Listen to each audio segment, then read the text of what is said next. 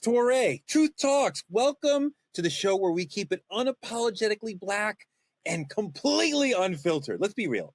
Everybody's talking about therapy now. Mental health this, self-care that. I appreciate the movement. But when it comes to black men, sometimes the conversation gets really silent. What about our mental health? And sometimes we get labeled as angry, toxic, or emotionally unavailable. It is hard to be emotionally intelligent. Black men are fighting to be seen, heard, and healed, and it's not always happening. From toxic masculinity and generational trauma to systemic neglect and cultural silence, we're going to dive deep into the forces pushing black men to suffer in silence. And I know what that's like. Everyone else is told to go to therapy. What do we get? We get Truth Talks.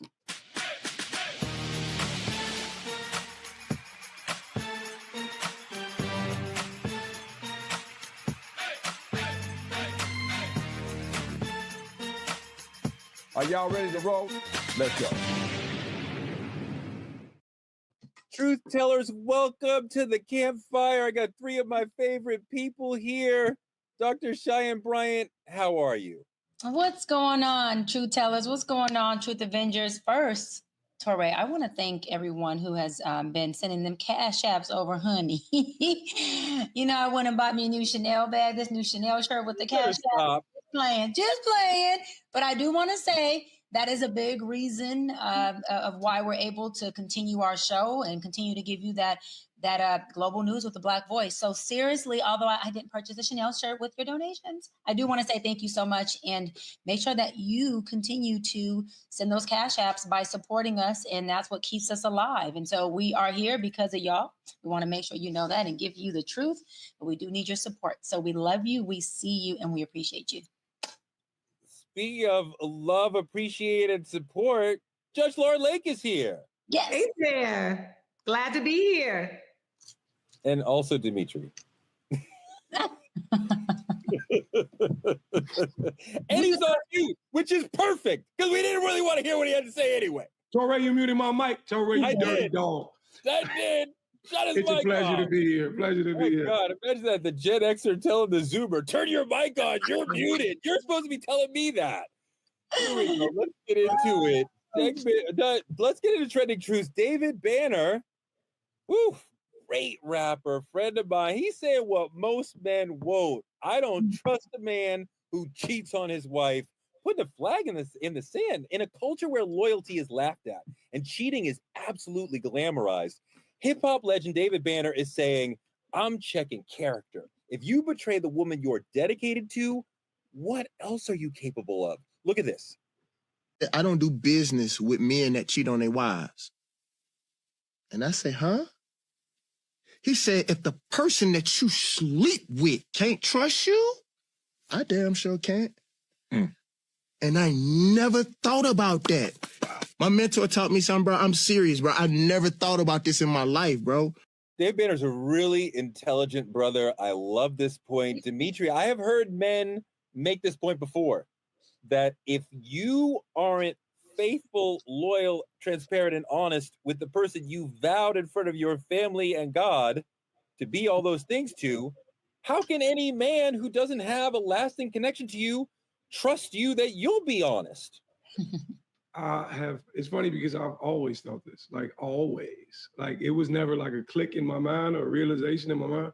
I don't know, maybe it's because my parents are still together 30 years, clap it up for them. But I've always seen it as if you betray this person standing next to you, you'll do anything to anybody. Like it's the same way I view people having kids. If you wrong your kids, you don't care for your kids, you'll never care for another human being the way you're supposed to. Beating your kids. I've always thought like that. And, it's probably because like in our culture, you're praised for being a pimp and a player and X, Y, Z and all of these things, but nobody actually spoke on the idea that having, boundaries and respect and a level of commitment to someone is a lot harder than playing a field. You know what I'm saying, Torre? Like people don't tell you that. It's hard to be vulnerable, open up Lauren, to what do you think for of this? somebody to know who you are. Yeah. And Lauren, what do you think of this notion that if he will cheat on his wife, we can't trust him in business, in social, in anything else? Well, I think it's something to be said for that, right? If a man's greatest possession, greatest thing is their family, right? If they cheat on their wife, then that's a way of destroying their family, right? And so if you potentially destroying your family. So if you destroy your family, why wouldn't you at some point destroy our business? If your allegiances change, right, where your values shift and your priorities shift in a way that would allow you to sleep with multiple women while telling one woman that you are committed to them as in a marriage, then why is it when I'm doing business with you, wouldn't I think that maybe if our relationship dynamic changed, you wouldn't be looking to shift that or compromise that in the name of your own personal gain? That's what they're saying. And honestly, I'm not, Dimitri, I'll be honest with you. I never really thought about it like this. But when you put that logic to it, it makes a lot of sense. Well, let me tell you why it doesn't make a lot of sense. And Doc, I want you to jump into this. As we've covered on the show, men in general don't respect women. So when they do that, they are doing it to a person they already don't respect. They tend to respect other men. So I'm saying I would do that to somebody I don't respect, but I respect you. We have a contract. We're doing a deal. So the way that men look at men and women is totally different and completely misogynist. But the way that I'm going to treat somebody who I already look down on as a man has nothing to do with the way I'm going to treat somebody who I look up to as a man or I respect as a man. Doc. You can tell a tree by the fruit that it bears, that fruit being character. Okay? And character shows up in all, not some, all of your relationships. I always say if you're at the teller at the bank to see the teller in line, as long as you don't leave, what happens? You're next. That's how I feel about cheating. It's a character flaw to me. And after being in my field for 17 plus years and seeing the different ways that folks, men and women who cheat, have a different perspective on life in general, and they have a different level of lack of boundaries when it comes to relationships. And to your point, Touré, a different level of respect for relationships in general, to where they do what you just described. They compartmentalize. I don't respect women. They're in this box, but I respect men. I'm going to compartmentalize them here. And we all know that compartmentalization has an expiration date. So how long before Jack in the box that you compartmentalize them in comes popping out, and they do you just like they do the person they're in the bed with? Let me tell you why. Because a man who is a man of character and of value is putting his all into a business or into a business relationship for the fruits of his labor to benefit his family. And if you're doing that for the benefit of your family, that means that you are not taking any risk that you know for sure. I'm not talking about calculated risk. Any risk that you know for sure would demise, diminish, dismantle, destroy, or deceive your family who is at home. So I'll land on this. If you can lay in the bed with someone that you can procreate with, that you are building blocks with, and you can deceive them and cheat on them and lie to their face about cheating, because cheating is deception, that means that you carry and bear the seed of deception. That fruit at some point, as it is watered, will show up in your business relationships as deception as well. Wait, really quick. It may not show up the same as sleeping with somebody else, but it will show up in a different action or a different behavior that still models what deception and cheating looks like. Dimitri, I don't think that we behave the same in every situation. And I think that some people may be deceptive. I think a lot of cheating revolves around sexual greed, that the man, this may blow the lady's mind, but a man can love a woman and also pursue or have another out of a sense of sexual greed, right? And he may put them on different planes in his mind and his heart, but like, I just want more. I want all the toys. I want all the cars. I want all the houses. Man is about acquisition, right? And I think that a man and a woman can compartmentalize forever and say, this is how I behave in my life over here, Dimitri, but in my business life, I'm different. I don't think we behave the same way every time. The thing about it is you're speaking on behavior. I think what Dr. Brown was speaking on is character and integrity.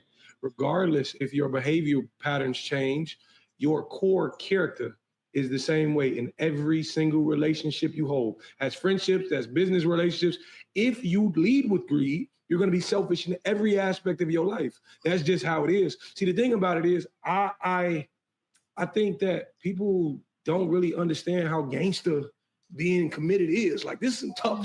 You know what I'm saying? So let's say you were in love, right? And you still have sexual desires for another woman, to say, I'm not going to for this person is a very hard thing to do. Let me add something to that equation now. Listen. Because we love her. We're not leaving her. Our lives are tied up. Our money is tied up. We got kids, all the things. But we haven't had sex in 15 years. There's marriages that are saying that. You really are, or the friendship is there, but the spark isn't there. That's the reality. Now, how hard is it to not? Because here's a difference, though. Pilates is like, hey, you're cute. You're grown, but you're cute. But here's the difference. The difference is relationships and marriage is a contract. The moment you void that contract, you have to satisfy your partner if that's what y'all signed up for. The moment you say, I'm not doing part of this contract, your partner has the option to walk away. Hold on. I don't know many men who are, and many men and women are dealing with, I haven't had sex in a long time, or I haven't had enough sex in a long time, right? That's a normal complaint in a long-term marriage. Yes. Very few men are saying, I'm leaving because I'm not getting enough sex. Maybe because I'm not getting enough attention, I'm not getting enough nurturing, but not because I'm not getting, I can't be But that doesn't make it okay, Torre, and I'll tag you and Judge. That doesn't make it okay because a man is saying he lacks the discipline, the obedience, and the integrity, right? To say, listen, I'm leaving before I deceive you. That is still a character flaw, because that man still does not have to stay in that relationship. Or if he doesn't want to leave, he can have an open conversation and say, listen, I don't want to leave you, but I have needs. How can we reshape this? How do we draw this out? What does this look like? And so what I'm saying is that still goes back to the person making the decision to deceive somebody when they have something called free choice and will. That is, we're not going to gaslight anybody, whether it's a male or female who decides not to satisfy their partner. That partner who's dissatisfied has a very executive hard choice to make, or a conversation to have that says, what do I do here where I do not deceive and I am still in integrity and this relationship can still hold its value? Lauren, you love your partner. You love the friendship. You love the connection. I'm never leaving you. I'm taking care. I told everybody, your family, I'm taking care of you. But you're not helping me over here. I'm not leaving you because that's so much of the relationship is fine. But I need that. So I'm not trying to be a horrible person, but like I need that. So I'm gonna go get that and come back to you. Like, but I feel like we've jumped the shark. We're all the way into sexless marriages. The question was, is it reasonable for a person to infer or to say, I don't want to do business with a person that cheats on their wife? And you just said that doesn't make sense at all. And what I feel like, because we do business differently than we do our marriages, I think that we're assuming that that person has some respect for the person they're doing business with. There are plenty of people who do business with people that is not based on mutual respect. It's on mutual return. There are plenty of people who are in business with people right now who make a profit off of that person, but don't respect them. We saw that in the Oval Office when Elon Musk's son said he ain't even president, and we know where he got it from, and we know the tone of it. We knew in that moment Musk does not in any way have any respect for Trump. He's doing business because he makes a profit by being in that. So what I'm going to end with is, if a person says, if that person cheats here, they may cheat me, I think that is a reasonable inference, whether it's business or personal. And it doesn't matter if that person would really cheat them. That's what I think we're missing in this conversation. It doesn't matter if they really would cheat them. Is it reasonable for me to look at the way you move and then say, I may not want to do business with you? I think is reasonable. Yeah, because it shows capacity. It shows capacity to that person. I hear you, Judge. It's saying, if you do or you don't, I now know what you're capable of. Am I willing to sign up for the you may or you may not, but at least this, I know that you can. And anything you can do once, you can do twice, 3 times, and 4 times, because we are definitely folks who are on autopilot, and we learn how to create behaviors and doing what is called pathology. Over again. But we all have different modes, and we pursue life in different ways. For one example, since we're talking about sort of sex and life, some people are into BDSM. which means that in some cases that they are very powerful at work and they tell everyone to do and they're alpha at work. And then they go in a quiet room and they become a sub and somebody beats the crap out of them. And that is completely different than the person they are on the, and to where if you saw them there, you'd be like, I can't believe the alpha CEO big dog is over here getting his butt kicked. Torre keeps going to sex. Torre's in a sexless marriage. No.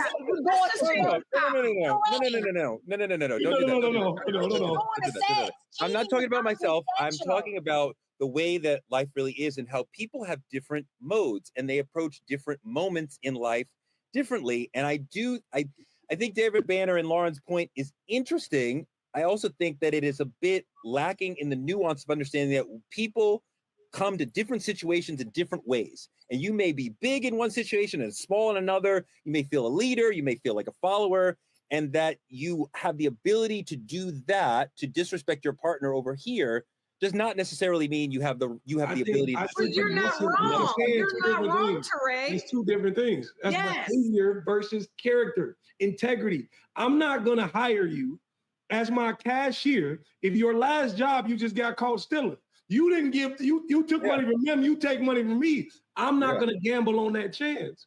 It's just that simple. Who you are when you go to work versus who you are at home, your behavior patterns should be different. There's different comfort levels. It's different people, but your integrity remains the same. That has nothing to do with, it's hard to compare who you are in a business sense to who you are sexually. That's all right.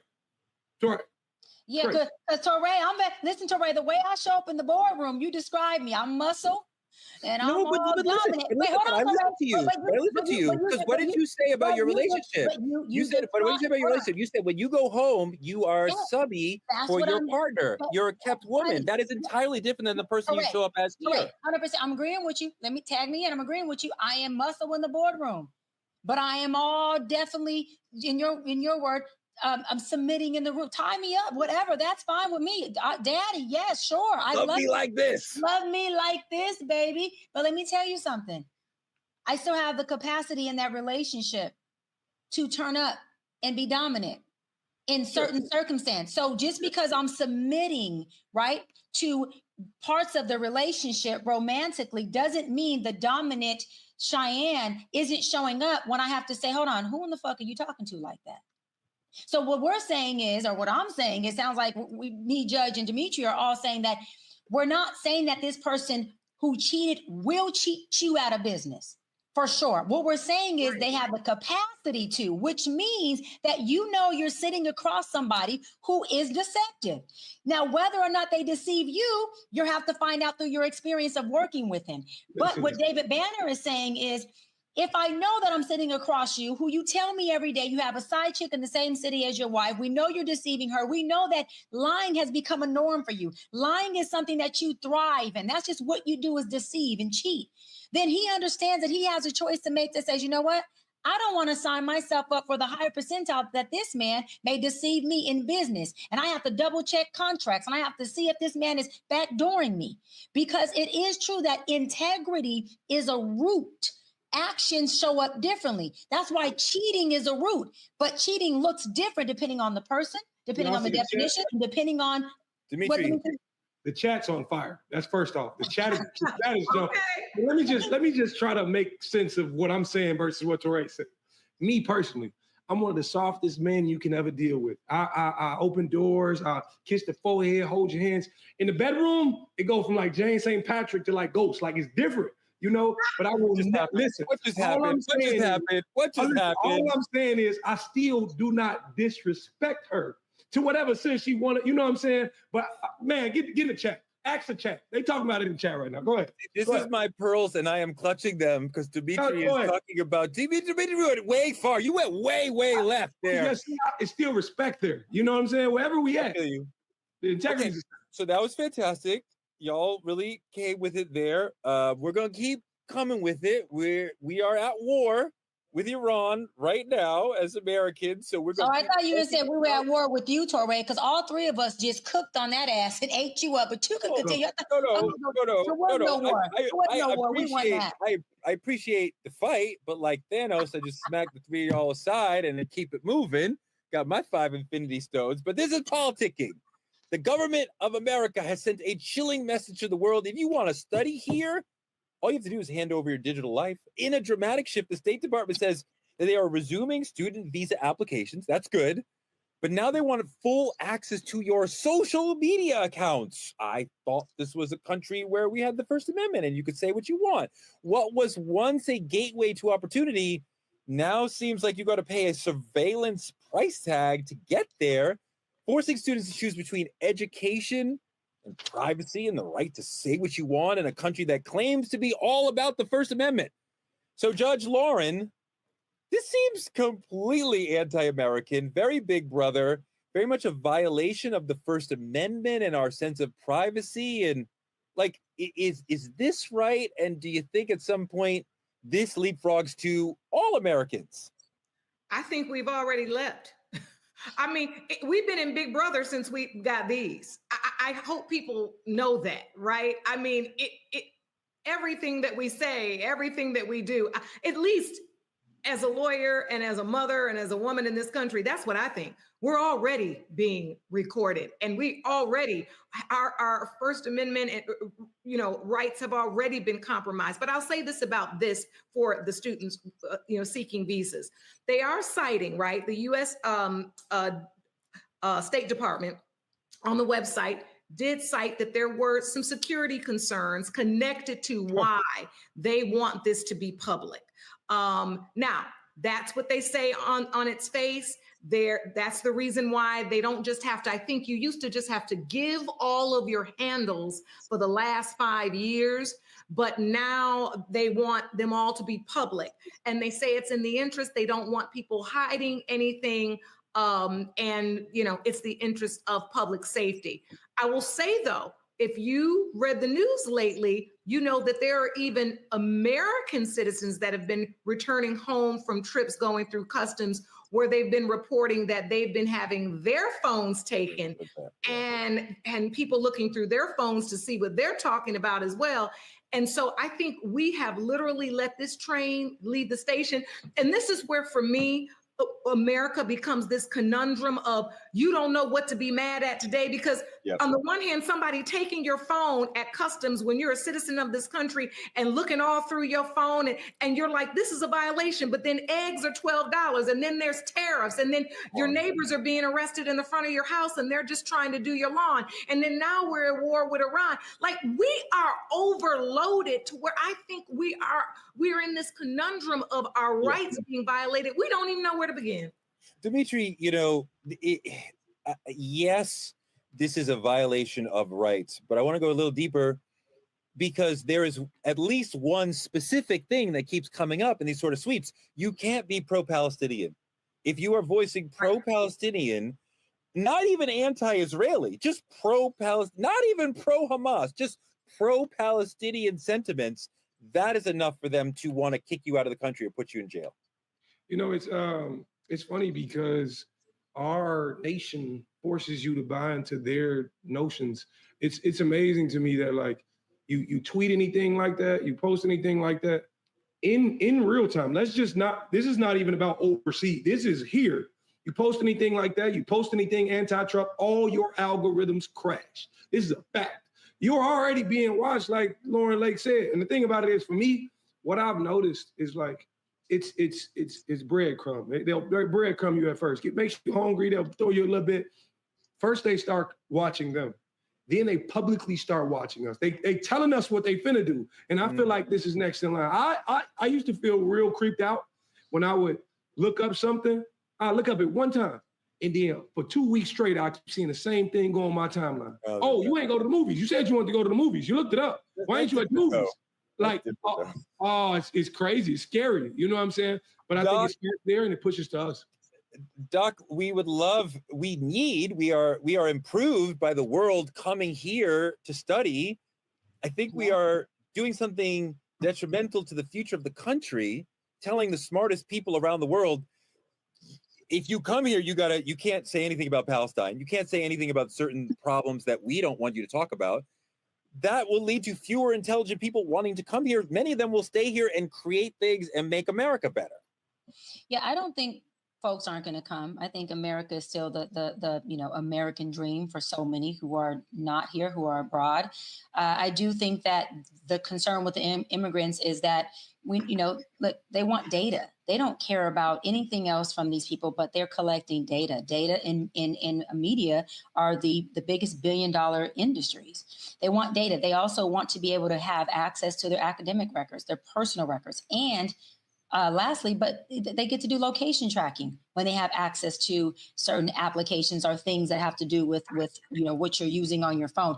And that gives them access to be able to have data to share, to sell, and to use in any point in time. And what I did do in my research is a lot of the immigrants were saying that they felt like the DHS and ICE would be able to access them through this data and finding out where these immigrants are, and be able to have access to come in and do what they want with just them, their location and their data. So that's what when I read it up, it was more of the students being having an issue with, this is a privacy breach, and I may be over here on a visa, right? But what if family or other people come? You have access to the people I communicate with on my device, which means you have access to my data, my family, my whereabouts, my locations, and the nature of our conversation. I feel like it's a huge, huge breach of privacy. Huge, because it goes deeper than just.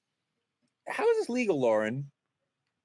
Well, I just said the U.S. Department of State said it's national security. It's if you're. Yep. I think what was happening was people were giving. If you were trying to get a visa and you're a student coming into this country, you had to give your social media handles. Well, you gave the handles, but then a lot of the handles, they just made them private. So what was happening was as Doc said, the information they're trying to get, the data, trying to research who you are, they're getting blocked out because it's private now. So now their thing is, before you even go through the process, just know your handles need to be public. Now, with that said, they can always rely on the national security component, especially given the circumstances and the political landscape that we're in right now. They can always say, listen, this is because we're trying to protect America and Americans. However, it is leaning towards a total violation. And I mean, many people would say that it is, because I don't feel like in this nation,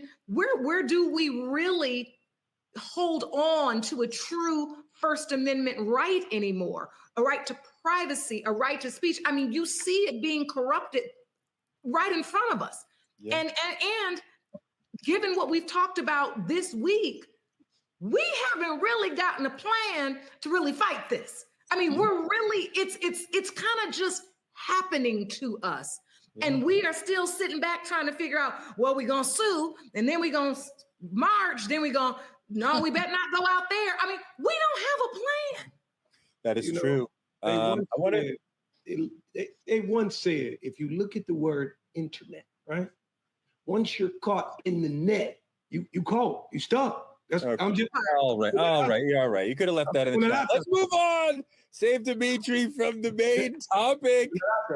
The main topic I've been waiting to get into. I think Dr. Bryant wrote this whole script because this is like right in her strike zone.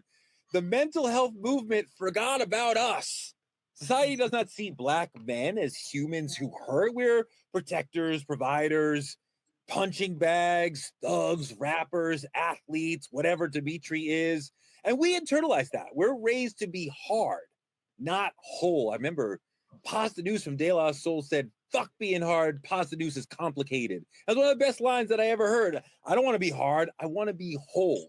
So you stuff the pain, you ignore the trauma, and you call it strength. That is not strength. We've seen inclusive therapy spaces, but they don't feel like they are inclusive of Black men. I'm not knocking anyone's healing journey, but I feel like Black men are always last on the list when we're talking about mental health healing journeys.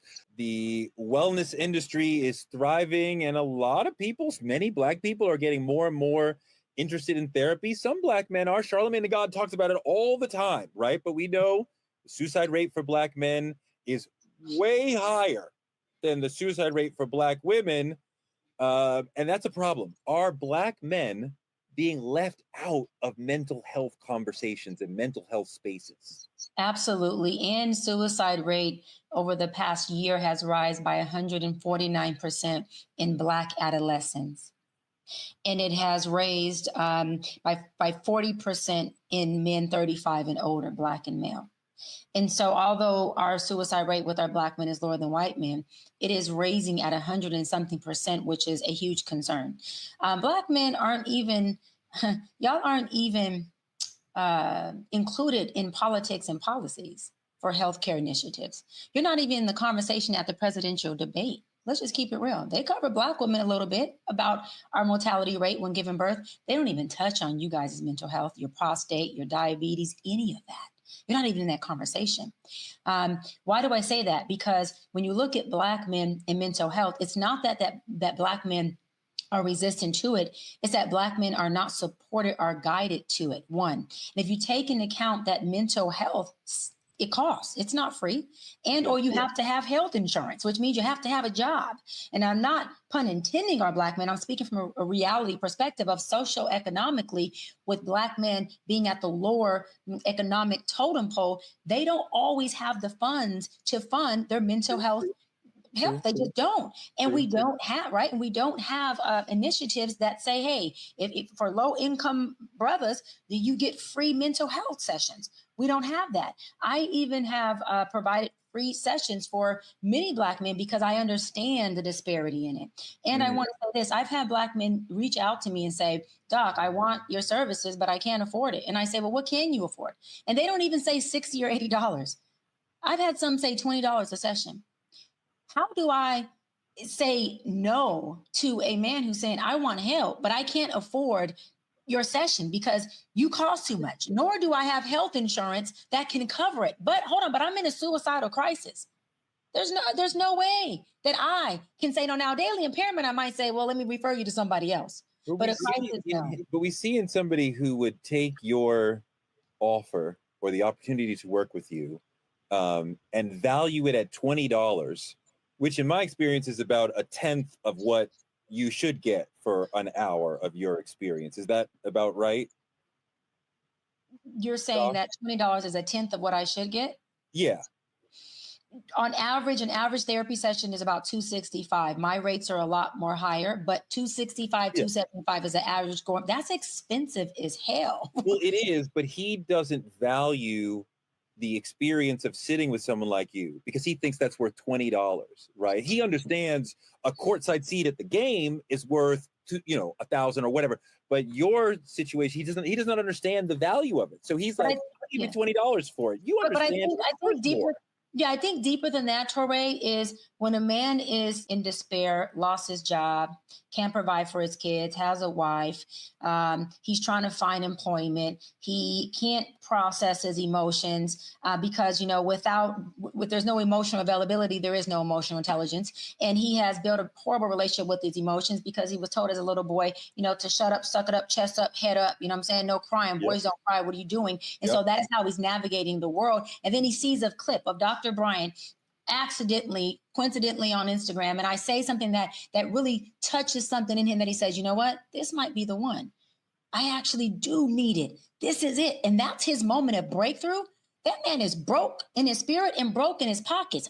That's not a man who's at a court seat game. That's a man who was saying, how do I survive where I'm at? Because that man could have been a man who had his stuff together, who had a job, was able to provide, but he hit something called a hardship. And this is where interventive therapy plays a role. Everybody, especially Black folks and Black men, are not being preventative in their mental health. They're usually coming in my session of my 17 plus years of doing this when they're saying, I am burnt out. I'm on my last straw and I am losing it. And I completely have no other resource. Dimitri, is the mental health movement, the entire thing, is it truly inclusive or not really? Absolutely not. But I think before we even complain about it being inclusive, we have to complain about the idea of us ignoring it first. It being taught to ignore. And then there's two parts to it. And I think as a Black man, I can speak on it because it's very layered. There's the part of being Black, and then there's the part we have to address of being a man. And what that means is I naturally grew up thinking the mental health comes last because I'm already dealing with the struggles of being Black. My mother trying to teach me how to go out and be Black in America. Just society alone, how to deal with police, how to deal with the fact that I'm already valued as last when it comes to applicants, how to do all these other things. Mental health cannot be the first thing on my mind. And then it comes to being a man. You have all the society's pressures of leading and being this dad who can teach. And you got all these things, how you got to treat women, how much money you got to make. And then mental health comes in.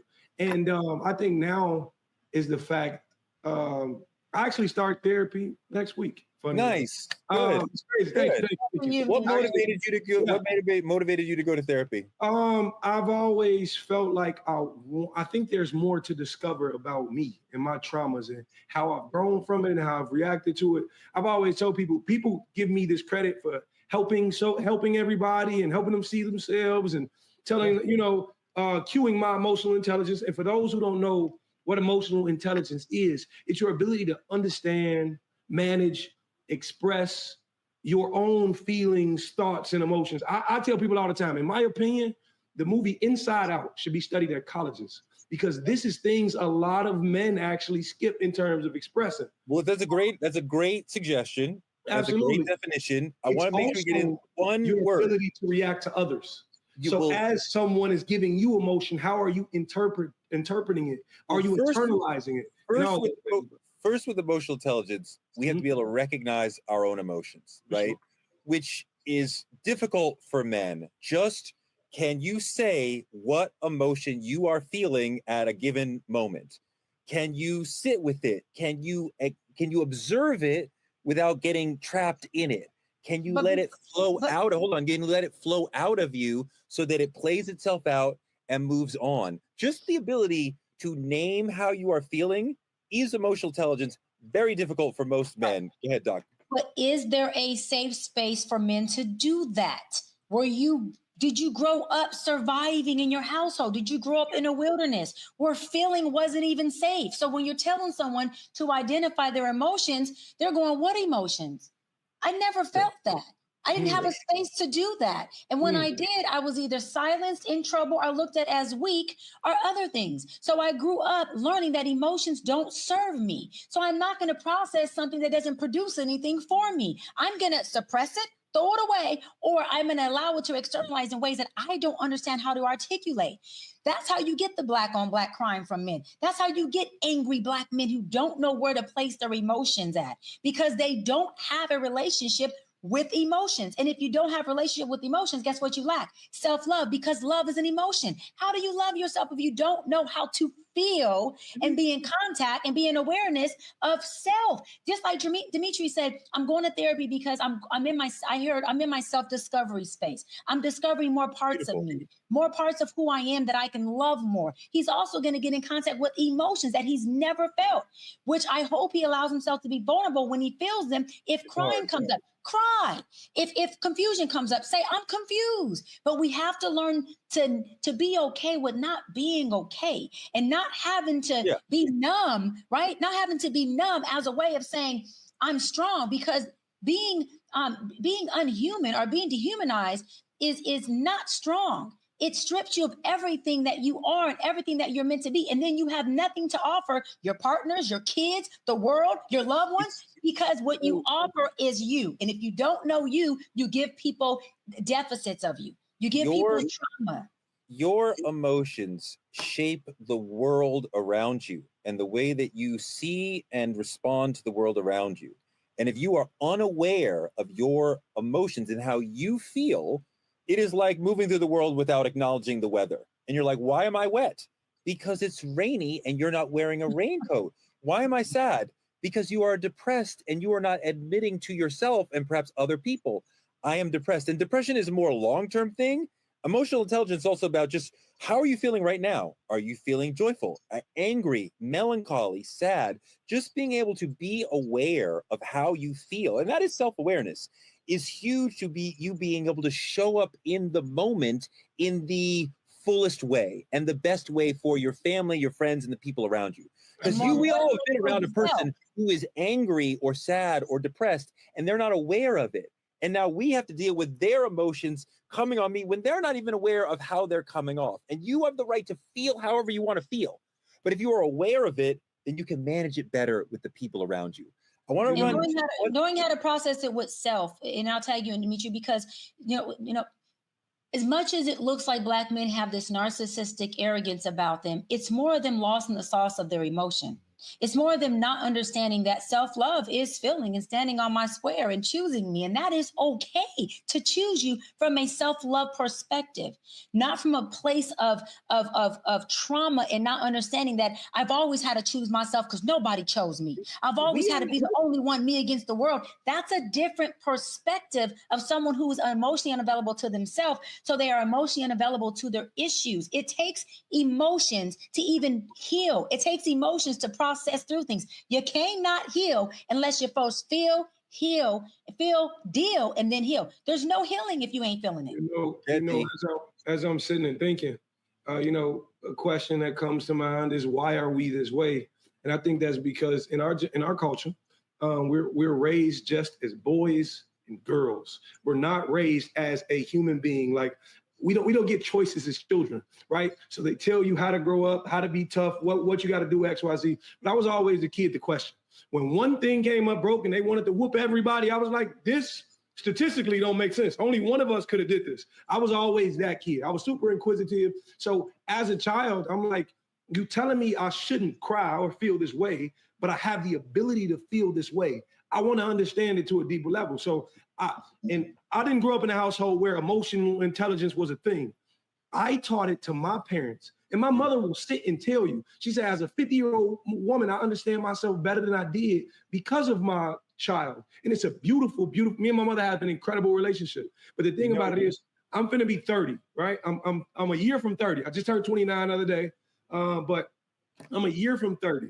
And I told myself, the reason I want to get in therapy, because regardless or not, all this emotional intelligence and self-awareness you have, what a lot of people don't understand about this, it takes one experience to shape how you move forever going forward. You could have had one scare in the dark when you was younger and fear the dark your whole life. One paper cut could have stopped how you grab things.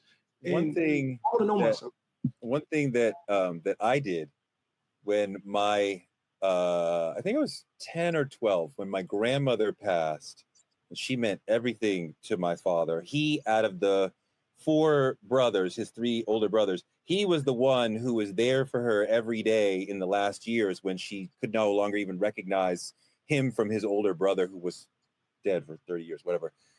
When my mom said that she had passed finally, my thought was, is Dad going to cry in front of me? Because my dad was this tough Taurus bull, nothing bothers him.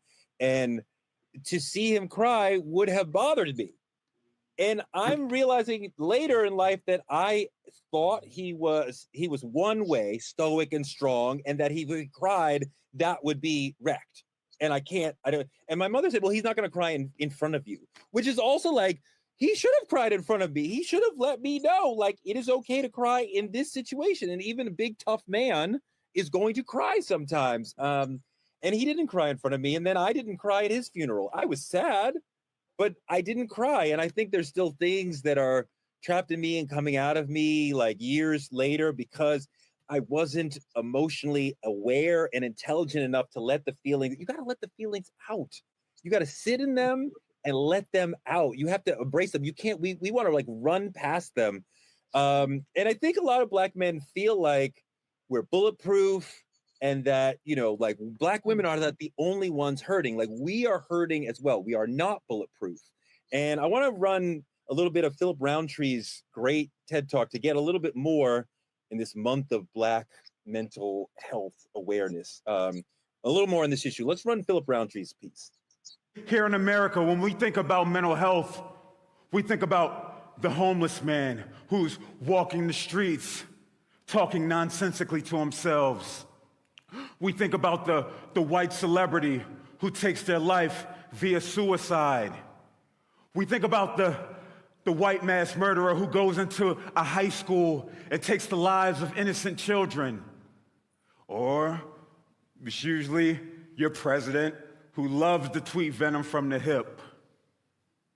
But see, rarely does the conversation speak of a father of 2 kids, someone who possesses a master's in exercise science, a master's in social work, somebody pursuing a doctorate. Rarely is it a person of color. Rarely is it a black man. It's beautiful. And Doc, he is making the plea that we're talking about, that we should be more emotionally intelligent. But it's hard. And as I said earlier in this conversation, one of the groups of people who will rapidly police black male crying, black male sadness, are black women.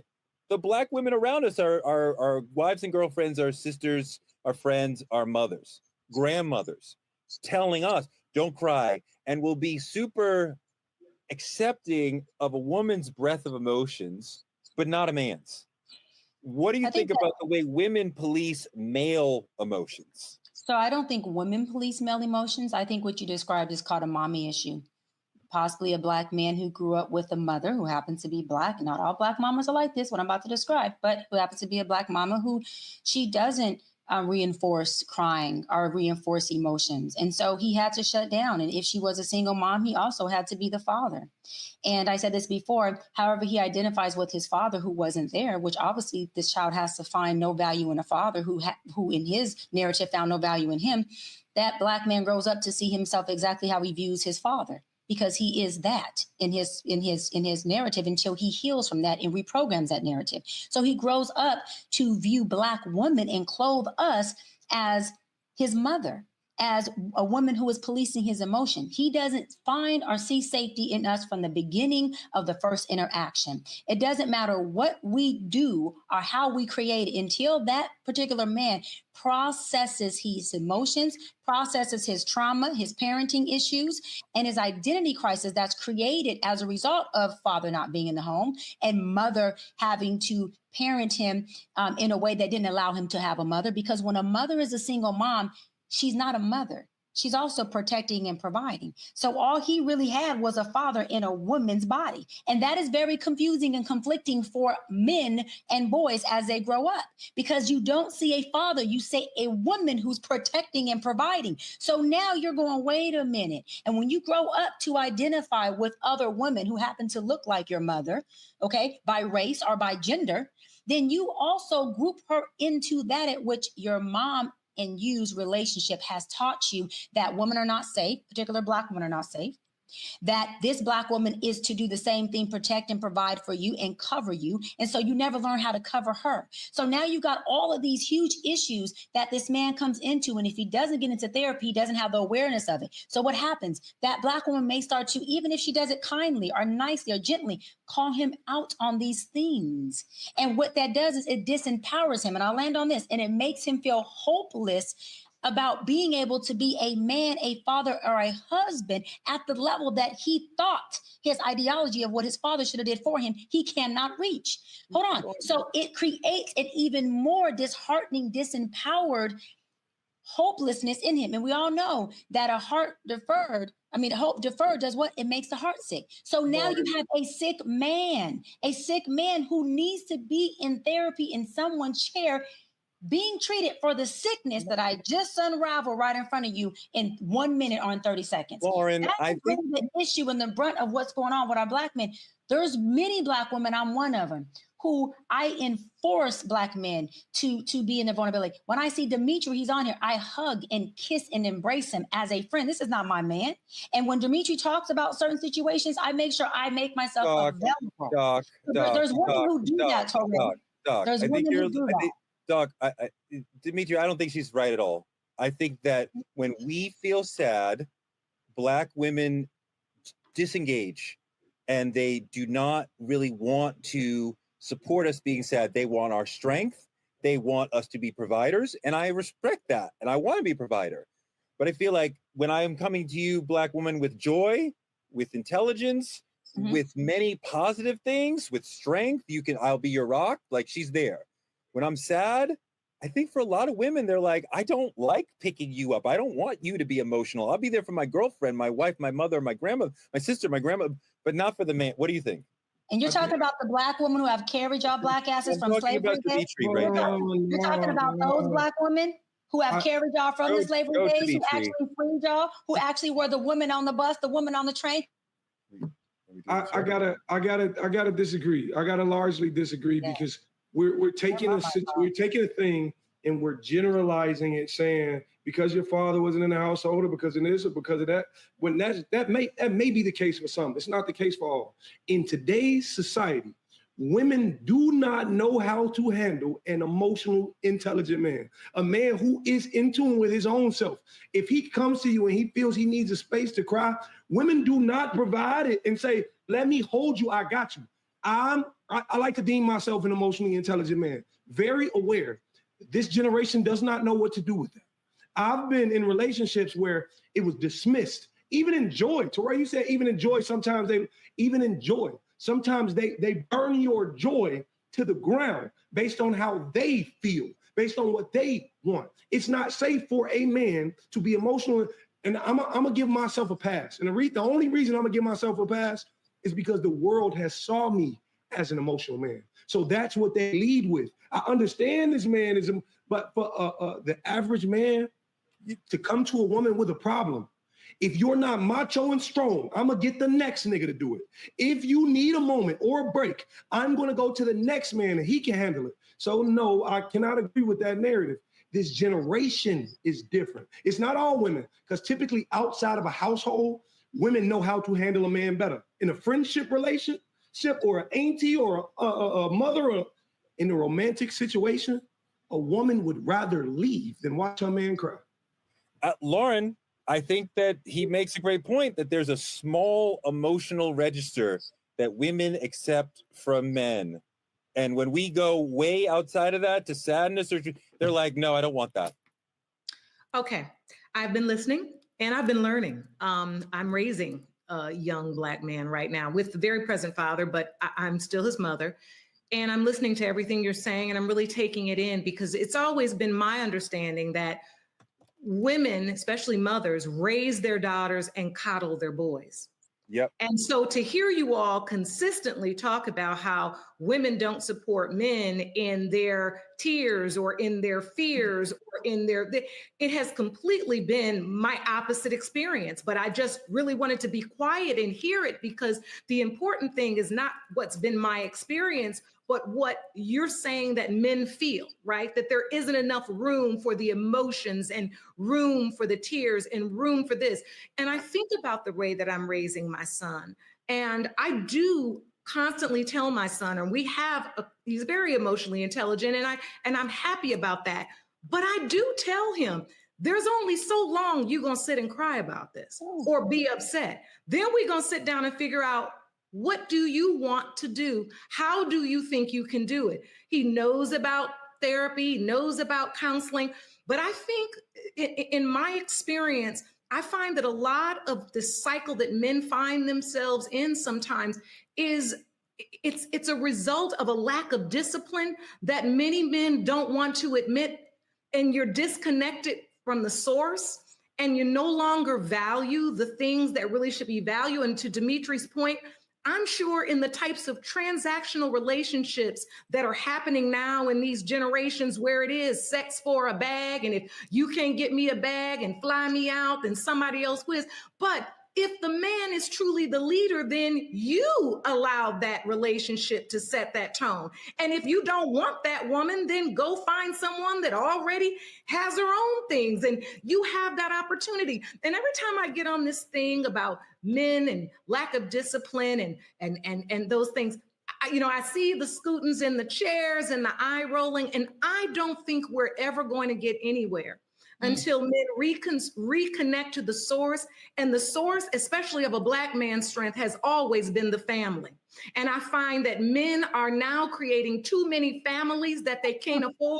If we're going to go there, let's go. Y'all can talk for an hour. I think there's a lot of families now that then you're having trouble taking care of. All right, I'm with you. I think that Hold on. I didn't interrupt anybody.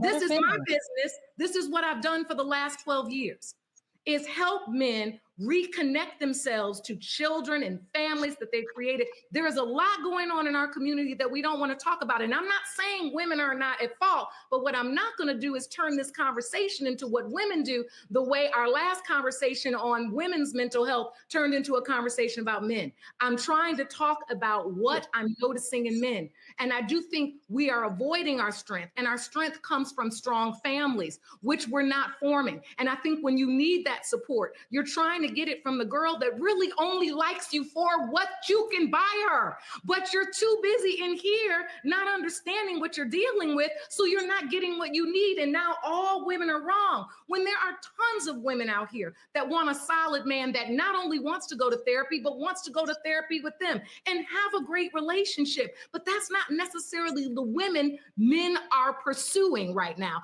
And so now the lack of discipline, sexual discipline, and otherwise has led to a plethora of factors that literally mess you up mentally. And then now it's all women's fault because y'all can't cry. And I'm just sitting here saying to myself, like, how did this happen? We support Lauren, that's compelling. That's powerful. I see Dimitri shaking his head. Yeah, I can't really agree on that stance. The whole narrative, I disagree with the entire thing. The thing about it is we're having a conversation on Black men's mental health, and you're putting us in the exact same gun and saying it's resulted in y'all trauma. It's resulted in y'all history. It's resulted in something you didn't do right with your mother. I had a great relationship with my mom. I had a great relationship with my dad. I still struggle with mental health. And the thing about it is, it's not always your trauma. Sometimes it's how you have room and space in life with the people you're dealing with. And I know out of 100 examples, I give you 100 examples. Times I went to women and she said, girl, you know, this nigga just told me he feels sad. What do you got to be sad about? X, Y, Z, blah, blah, blah. It's not, and that's the problem. The problem ain't what my mama did. No, the problem is what you're not allowing me to tell you. I should not feel more comfortable running to therapy than I do my partner. My partner should say, okay, baby, how can I help? How can I allow you to feel better? But instead, you'd rather find a man and be with a man who does not feel. Miss Judge, I don't know about your generation, but I'm telling you about mine. Mine would rather start completely over than help a man. And the thing about it is, that's because we've got so attached to this narrative that Black women build men. What about a man who got it for himself? He's just sad today. We dismiss this whole narrative in saying men need to go heal, men need to go do this. Understand your point in saying we create families that we can't take care of. Me? No, not me. Never envisioned being a single father in my life. Was not my choice. When I was going through my mental health issues, she decided to go do something else. Black men always get the blame for shit like this. And apologies, I'm not cussing at you. I put a little seasoning salt when I talk. You know what I'm saying? But for me, the idea of it is, it's not always us. Sometimes we show up the way we need to. Sometimes we go to our partner and say, baby, I'm not feeling good. But you know what happens? It's easier to talk to that side girlfriend you got than it is the one you're taking care of. And that's the problem. The problem is you run around, have a baby over here with this girl who actually heard you instead of the one you live with. And I'm not making excuses for men doing dumb shit because I believe it's dumb shit. But what I do know is most Black women have an answer to why you should not feel the way you feel instead of hearing how you do feel. Lauren, what about what he's saying that, and we're both saying, a lot of Black women are not receptive when their man is saying, I'm sad, I'm depressed, those dour emotions. And I think a lot of women don't really want to deal with that from a man. What do you think? I think that you're right. I want to stop. I'm trying to be delicate here because I really do want to hear and I really do want to learn, but I want to be honest as well. No woman does want to sit around with a crybaby man all day that just can't understand that, yes, we all have our emotions. We're going to listen. We're going to walk through it. If you're down and out, if I got to hold it down for a while, I'm going to hold it down. I don't know what's going on in your generation, Dimitri, but from what I can see, sitting on the bench on my show, I know that there's some definite and real issues going on that are different, but I don't really know a Black woman. There are very few Black women I know in their life that have never been through a period where they didn't have to hold a man down, and they did it. And they did it well. And you know what? The majority of them, that man is not with them anymore. the one that held him down. So but I'm not talking about women. We're talking about men. So before we go and get up on our soapbox, that is very real. I do not in any way negate what you're saying, Dimitri or Teray. And I'm going to be honest with you. We do want protection in this world. So yeah, you can cry, spend the afternoon sliding down the wall. We can go get us some Big Macs and an extra large fry and 2 milkshakes. But in the morning, we gonna come up with what we gonna do. Do we need counseling? How did McDonald's get in this? Do we need a loan? Do you need me to hold it down? What you not gonna do is go out there and be having sex with 2 and 3 and 4 girls, then come back sitting up on my couch talking about I just been so depressed. But Lauren, no, I'm sorry, Lauren, and maybe Doc, you deal with this. You that was great, but you went way farther than I'm just talking about. And yes, respect to all the sisters who held men down when they had difficult times in their lives. I'm talking about I came home I'm sad because Dr. Bryant was mean to me when we were doing the show. Oh my God. Now my baby is like, I don't have time for your sadness. Like you can deal with my sadness. Hold on. The answer just came out. The answer just hit the table. Black women contribute a man being sad to me having to hold him down. That's not what I'm asking. That is not true. That's what you said. That's what you said. We were talking about being sad and depressed. You're talking about I gotta hold you down. No, that is not what I see. And I love this moment. I love this moment because what I'm saying and what you're hearing is different. What I'm saying and what you're hearing is different. You're hearing that because you cried, now you can't handle yourself and I gotta hold it down for you, which is what I said was after you finish crying and we eat our fast food and we go to bed and you cry it out, when the morning, let's figure out what we gonna do, baby. I'm with you. I'm crying. Hold on, Troy. I can't cry to you. Hold on, Troy. Hold on. You didn't hear that. Listen to the rhetoric in which you're spitting it out. You said, listen. You said, because you want to be a crybaby. Listen to how you're addressing it. Not a crybaby. You addressing a man you love that stands next to you and sleep next to you in the bed saying, because you want to be a crybaby. No, maybe because he's human. That's not how I led that. I let it out that no Black woman wants a man that's a crybaby all the time. We don't. Why gotta be a crybaby all the time? We didn't even I come home one day. I didn't say that you are a crybaby all the time. You asked, I think I was asked a question. See, and this, Judge, this is exactly my point. You guys have done a great job of making my point of what I said earlier about mommy and parenting issues, that Black men can be in denial if they want to be. Let me tell you what happened. They heard their trauma. They didn't hear you. Let me say it again. They heard their trauma. They didn't hear you. And let me say this, Dimitri. Just because your mom's in the house, no pun intended to mama, because I've met her and love her, doesn't mean you had a healthy relationship with her. Let me go further. Had a man, including you, had a healthy relationship with their mother, you would have the proper tools to choose a happy relationship or a healthy relationship with a woman. Learned behavior is real. And you learn as a man, because a man is what his mama makes him. You learn from your mother what a healthy relationship is with a woman. And so if you're going out and choosing women who are emotionally unavailable and not able to support you, facilitate you emotionally, because they're looking at you like your trauma hurt her, say, a crybaby, versus what she really said, which was, I will support you in it and figure out how we can get there. But I want you to dry your tears at some point so we can move forward and build, is what she said. But let me say it again. If your mama doesn't have a good relationship with you, but she's in the home and she's present, it doesn't teach you the tools on how to choose a healthy woman. You choose your mama in that woman. You choose your trauma in that woman. And so therefore, it goes back to mommy issues, trauma that we're hearing that eclipse us from hearing what someone is saying. Because if a person's not used to hearing their mother support them, then support sounds like trauma, like it did from Judge onto your ears. It lays dead on the ears. So it goes back to the issues that we don't want to address. And every time I say say mommy issues to a black man who's not ready to heal, he's highly triggered. And every time I talk about a black man not being able to hear a woman support him, he's highly triggered. Hold on, where the trigger is where the pain is. So when you go to therapy, you got to talk about where you're resistant to, because where the resistance is where the pain is. And healthy parents teach their kids how to choose healthy relationships. Not healthy parents.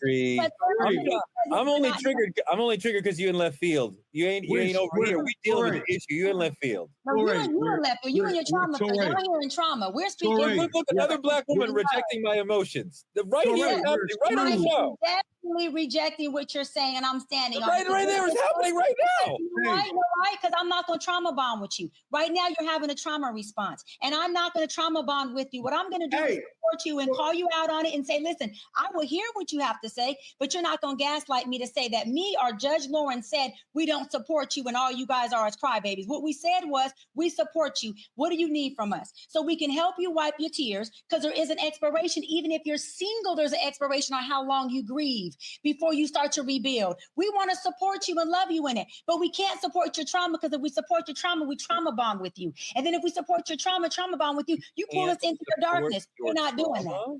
We're not doing that. I'm just doing it.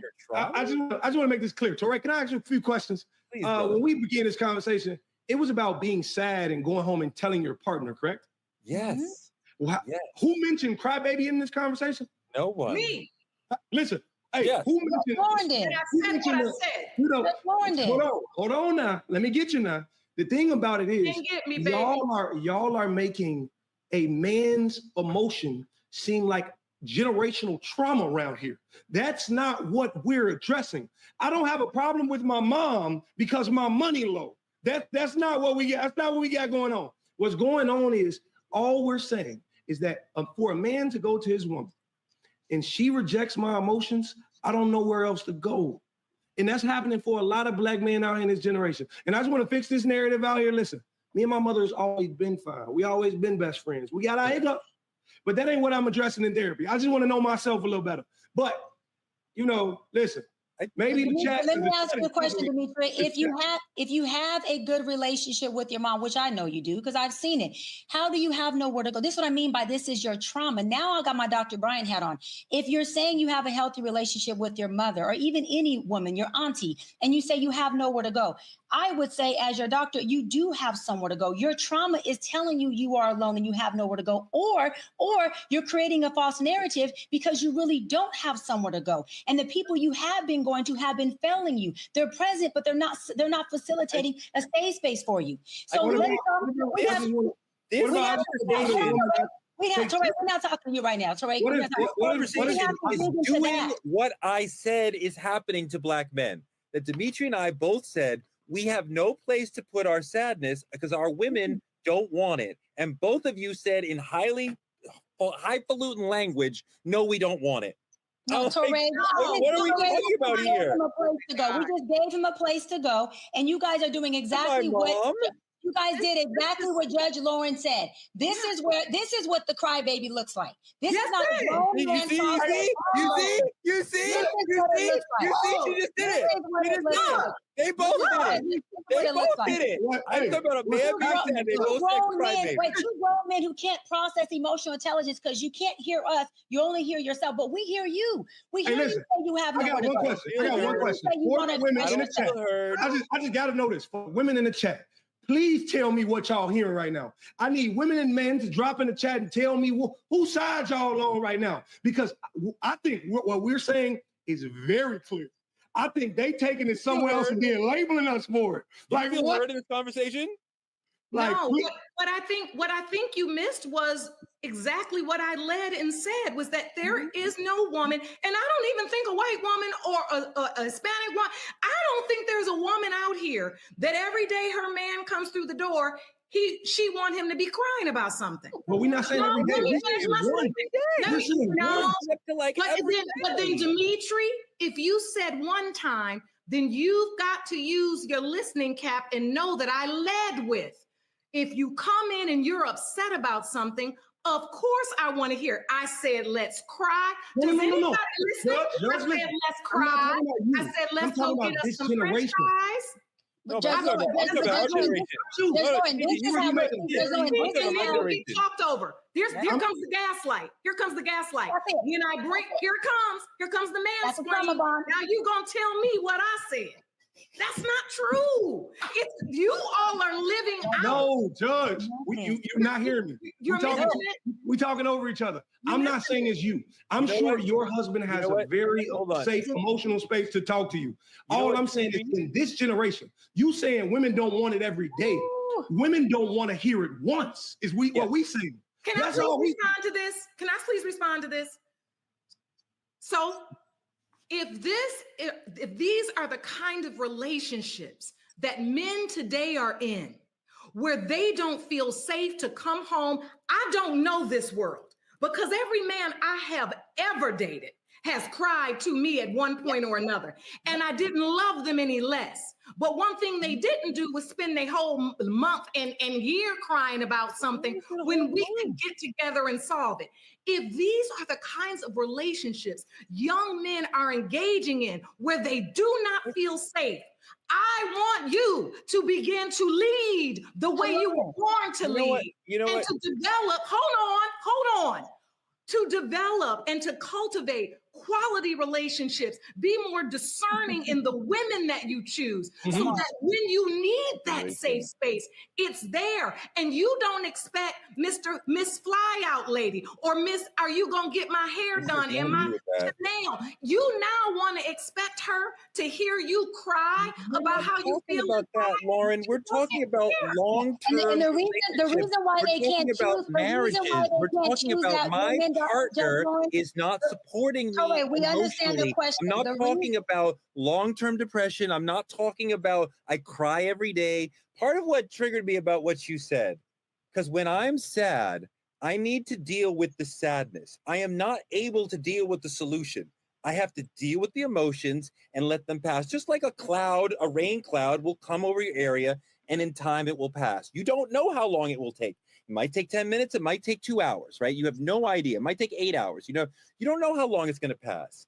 And you're immediately like, I'll cry with you, and then we got to get to the solution. And I'm like, I'm not even intellectually ready for the solution. I'm only able to deal with, can I cry and do that together and get me out of my emotions? This is the dysfunction that they pull us in. Because Judge Lauren, really quick, this is what happens. This is what happens when couples get together and they're trying to have an effective communication of conversation that would take them to a place. Communication is supposed to take you somewhere. It's not supposed to keep you stagnant. And when you do this vicious, dysfunctional cycle, the reason why they can't lead, to your point, Judge Lauren, and they keep choosing these type of women is because they don't know what it looks like. It goes back to the mommy issue. If you don't know what it looks like, you can't choose it. One. Number two, when we do this cycle with them, right, which is obviously what they like because it feeds some dysfunction in them, they will stay in the conversation with us. But if we say, listen, baby, it's going in circles, it's not going anywhere, I'm going to just remove myself from the conversation with us.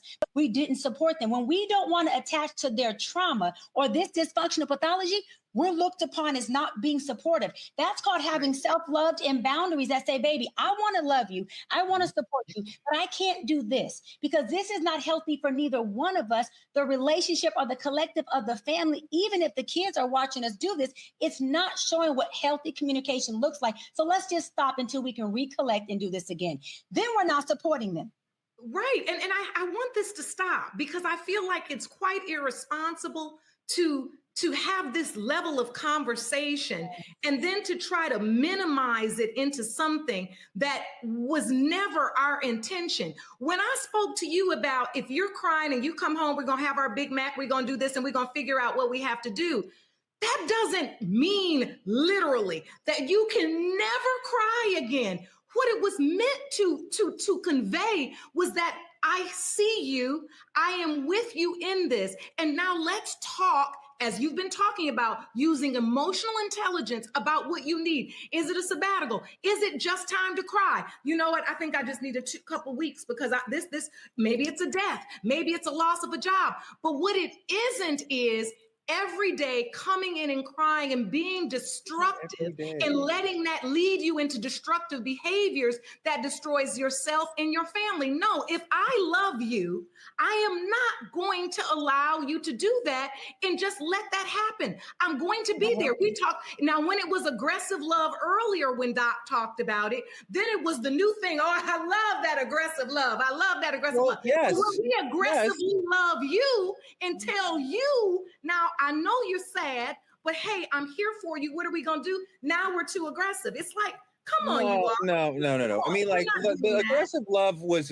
a great story that almost made me cry, but it was also was a moment. It was a moment. We love you aggressively too. If she's I'm not feeling that. If she's she can turn that into stalking if she does it too much. One thing that I know that great couples do, when one partner, the male or the woman, is upset, the other person might say, do you want me to listen or do you want me to solve the problem? Because a lot of times women do not want you to solve their problem. Just listen to me. You don't have to say anything. Just be an ear. Just be a presence. Just sit with me and I will talk it out. I don't need you to answer my problem. And you, when you're like, let's get to the solution. And I'm like, maybe I just need to get out the problem. If I come home every day, then I need to be in therapy because we have a significant problem. You just communicate one day, I should be able to come home and cry on your shoulder without having to hear about what is the solution that we're going to have for this. Like, the solution is let me cry for 20 or 30 minutes. So then when she asks you the solution, you say that. This is what I mean. We're talking about two high-functioning people having this conversation, Judge Lauren. We're not talking about a low-functioning person and a high-functioning person. When someone says, listen, honey, you're crying. I'm working through this. What is the solution? And your solution is, I need you to let me cry. Where is your communication skills, a high-functioning man, to say the solution is I need to cry? Give us that. And emotionally unintelligent. How can I do that? But she's asking you, what is the solution? That means you tell her because she's available for whatever the solution is. But this is the thing, Judge, back to what I said, a man who's never been seen, from the first woman who's supposed to see him, can't see you seeing him. And they will gaslight you to tell you you're not seeing me and you're not hearing me when you're doing all that. And then you end up in this vicious cycle again in a very unhealthy relationship with a low functioning person who is a pint and you are a gallon who is high functioning, and y'all just can't pour into each other because they're not getting all your gallon into their pint because you're just too much and they don't know how to facilitate and just say, when you ask me what the resolve is, baby, can you just let me cry? And you say, sure. I think sometimes that the sisters want us to be the providers, the leaders, and we want to be that. But then when we get into a more emotional space, we need them to be the leaders because they generally, most women have much more emotional intelligence than most men. When I get into my sadness, I need you to lead me. And if you're like, I can't, I'm uncomfortable by your sadness, you can't lead me. That's the confusion. That's it. That's that confusing low functioning. This is what we get, Dimitri.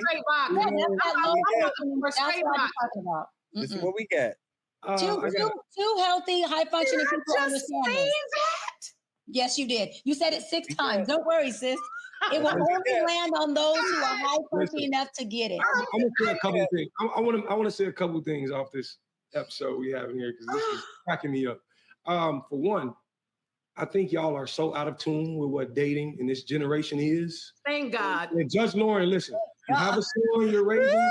All I'm gonna say is tell him to protect himself because it's gonna be very hard finding young women out here who actively want to do it. I'm raising a son myself, so trust me, I know. I wouldn't tell you this if I didn't truly believe in it. And we saying, okay, they gotta be like this because of trauma or they didn't see it or XYZ. I just told you 30 plus years of marriage. And there's gonna be a dismissal that'll be like, maybe it's not the best 30 plus years of marriage. All I'm saying is 30 plus years of marriage, meaning commitment. They stayed, they worked it out, they fought through it. I ain't saying it was perfect by no means, but I seen what happens when someone stays, right? I think that's a beautiful example of what I wanted. And I think that's why I'm still single today. And it's not the trauma. It's the idea that I refuse to settle for a young woman who does not see me as human first. Not just the man who can provide. Yes, okay, got money. He's handsome, can do all these things. But can you see me as human. When I show up to you and say, baby, I'm not feeling well today, you don't associate it to what my mama did. You look at me as a... why did you trauma choose her then? Why did you trauma choose that one? Hold on one Why second. did you trauma choose her? Hold on one second. Dimitri, hold on, Dimitri. I want you to go deeper because you told us you were going to go. Hold on. You told us you were going to go deeper. The thing about this, there's men out here. There's good, and I got goosebumps. I tell you, there's good men out here who can actively see a woman, understand her emotions, who can provide, who can do all these things, all of them, right? I'll put you a little further into the story. When we talk about trauma, I understand trauma. I met the children of my mother when she was 13 years old. 13. How old were you? I trauma bonded to it. I said, I owe this young woman my life, huh? How old were you? I was about 13 with her. We was the exact same age. Met walking into a park, right?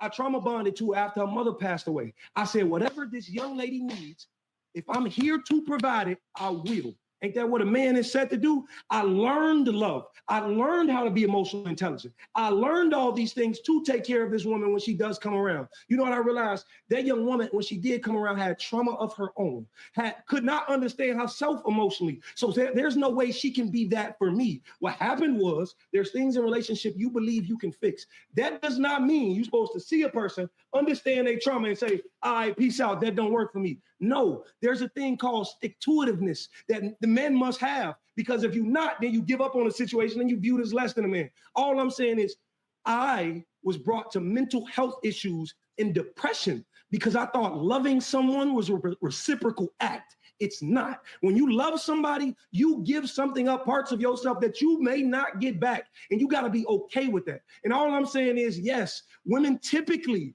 get the short end of the stick, but all I'm telling you is, well, there's men out here who get no stick emotionally. There's men out here who get no stick for being human. And not a lot of people understand that. I didn't need that young woman to clean, provide, take care. I was doing everything I could as a man, fixing cars, doing laundry, everything I saw my parents do. A beautiful example. And all I'm saying is all I needed that woman was to look at me and see a human. But instead, you know what she told me?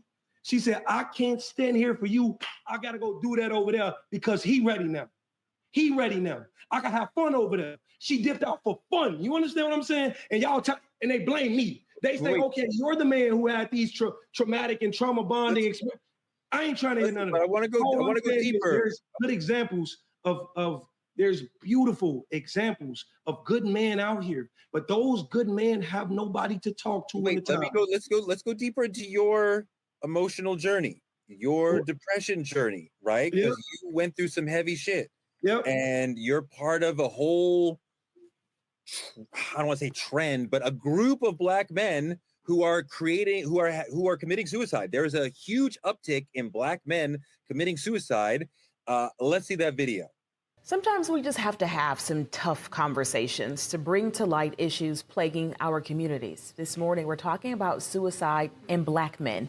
New research shows an alarming number of young Black men are dying by suicide, and the numbers are growing.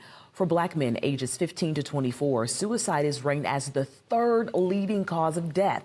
Black men are also 4 times more likely to die by suicide than Black women. That is according to the U.S. Department of Health and Human Services. There are a number of high-profile suicides in the Black community right now, including the son of actress Regina King, Ian Alexander Jr., Mayor Kevin Ward, and former Miss USA Chesley Christ. And there is a strong stigma in the Black community when it comes to mental health care. Dimitri, this is really powerful, really sad, really emotional. And I've been there. You've been there. Talk about your journey with suicide. October 29th, 2022, I attempted to take my life. Not just because some young woman. What did you do? I tell you how God works. It's quite hilarious, actually. I tried to slit my wrist. And this year, I recently got a tattoo to cover it up. So, I'm very, very proud of that. I've just now had the strength to do that, right? And a lot of people would contribute it to the idea of a young woman deeming it's okay to walk away from me and this 2-year-old kid. No, it wasn't that. That's not all it was. Like you speak on, Dr. Brown, I had trauma. I had things that I had not dealt with. I was homeless from the age of 18 to 19. I had to go figure that out for myself. I wasn't speaking to my family for issues that I can't disclose, because when you're living in this space, there's things you can't speak on because it brings a negative light to everybody else. And sometimes that's not fair. But me and my whole family had fell out. Everybody, because they thought they saw a child who did not understand his place in life. But no, I was a grown man, and I knew what was right and I knew what was wrong, and I stood on what I believed to be right. I had my best friend had died at the time. All this is in the same span. My best friend had died at the time. The relationship had ended. I fell out with my brother because I had to put my hands on my brother because he put his hands on a woman, and that's not how we was raised. If I'm going to be the person who pulls you up, I gotta be your repercussions before the police get to you. I gotta show you the right ways of this world. My life was just dumping, right? And then all of this, that young woman knew about my suicide attempt. Never said, yo, just want to check on you after all of that. Was you good? No, she was happy doing what she wanted to do. So you know what I had to do? I had to look at myself in the mirror and say, I'm better than all this. I need to get up. I need to figure out who I am and how I contributed to each and every one of those situations in my life. And the thing about it is, everybody's like, you don't seem like you need therapy. You don't seem like you need therapy. I'm choosing therapy for me. I'm choosing therapy because at the end of the day, there's still some traumatic experience I have not dove into yet to understand for myself. And all I'm saying is, when we contribute everything that a Black man does to trauma, that's not always the case. Sometimes you just need an ear. That's all I'm saying. Mm-hmm. Mm-hmm. That was really beautifully said, and thank you for sharing that.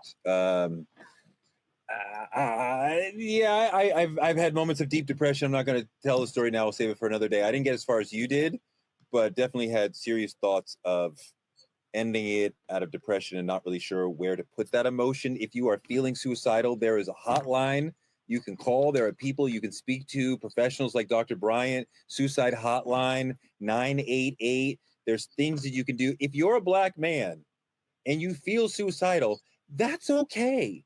You can call somebody, you can speak to somebody, you can get out of that. You will not always feel suicidal. The urge will go away if you can sit through it, if you can hold on a little bit longer, you can get through that. And I hope people who are dealing with that, as I have, as Dimitri has, as other people have, as many other people have, that you can just hold on and find somebody and find a reason to keep going on. Because Black men deserve more than survival. Man, Twitch, who killed himself. We deserve peace, softness, and the space to feel without judgment. Enough with the silent treatment, enough with carrying the weight in public. A truly safe space for young Black men doesn't just look like a room with four walls. It means being seen, being heard, being held, without having to shrink or toughen up or code switch. It looks like community, not just therapy. So if you're a young Black man listening, your story matters. Your depression matters. Your feelings matter. Your healing is necessary. Your inner life is important. Your emotions are important. You don't have to do it alone. This is your space too. We're going to build this brick by brick together. Stay real, stay grounded, and keep showing up for yourself each day. Okay, that was a amazing show. Thank you guys for bringing all the heart in your entire spirit. Like, comment, and subscribe at Truth Talks-Live. Watch us simulcasting right here on the Black Star Network, right after Roland Martin Unfiltered every night. Support Black media at CashApp, Truth Talks Live. Visit TruthTalksLive.com to advertise or become a VIP member. Tune in every night, 8 p.m. on the East Coast and on the West Coast.